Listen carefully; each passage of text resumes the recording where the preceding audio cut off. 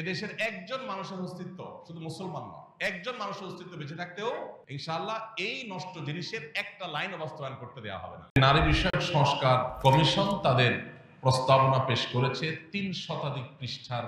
আসুন আমরা জানি কি আছে এখানে। ধর্মভিত্তিক পারিবারিক আইন, নারীর প্রতি বৈষম্য বিদ্যমান, ধর্মের কারণে নারী নাকি জুলুমের শিকার হয়, নারীর উন্নয়নের পথে যত প্রচেষ্টা হয় প্রায় ধর্মীয় গোষ্ঠীর প্রতিরোধের মুখে পড়ে, অবৈধ হারাম কাজের সঙ্গী তো রাখাই যাচ্ছে, আইনে তো নিষেধ নেই, তাহলে বিবাহ করে ফেললে সম্পদের অর্ধেক দিয়ে দেওয়া লাগবে। ৭৪ নম্বর পৃষ্ঠায় বৈবাহিক ধর্ষণের কথা বলা আছে, একই জিনিস ৯ নম্বর এবং ৭০ নম্বর পৃষ্ঠায় আছে। ৩৪ নম্বর পৃষ্ঠায় আছে সংবিধানের অনুচ্ছেদ ১৮(২)-এ গণিকা বৃত্তি অর্থাৎ পতিতাবৃত্তির বিষয়টিকে বাদ দিতে হবে। এই জিনিসটা তাদের কাছে এত বেশি গুরুত্বপূর্ণ যে এইটাকে তারা ৭৪ নম্বর পৃষ্ঠায়, ৩৭ নম্বর পৃষ্ঠায়, ১৩২ নম্বর পৃষ্ঠায়, ১৩৫ নম্বর পৃষ্ঠায়, ১৫৫ নম্বর পৃষ্ঠায়, অর্থাৎ পুরো সুপারিশনামার প্রতিটা পৃষ্ঠা বিভিন্ন জায়গায় তারা এটা লিখেছে। তার মানে তারা যে কোনো মূল্যে দেশে পতিতাবৃত্তি এটাকে প্রতিষ্ঠা করতে চায়, তারা চায় মহল্লা এটা প্রতিষ্ঠা হয়ে যায়। ৩৭ নম্বর পৃষ্ঠায় তারা লিখেছে যৌন পেশাকে অপরাধ হিসাবে চিহ্নিত না করা এবং শ্রম আইনে এটাকে স্বীকৃতি দেওয়া,